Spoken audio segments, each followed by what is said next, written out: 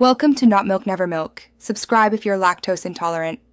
You're signed in and you found your business profile. Now act. Open the profile editor by selecting your listing and clicking Edit Profile. Once there, locate contact or phone fields. These are editable only with owner or manager permissions, so make sure your role is correct. Click the phone number field, highlight the digits, and remove them. Don't save yet.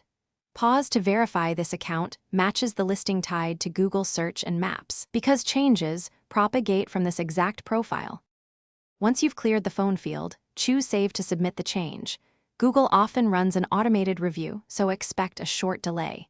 If prompted, complete any verification steps, email, phone, or postcard. To confirm you control the profile, verification prevents rollback.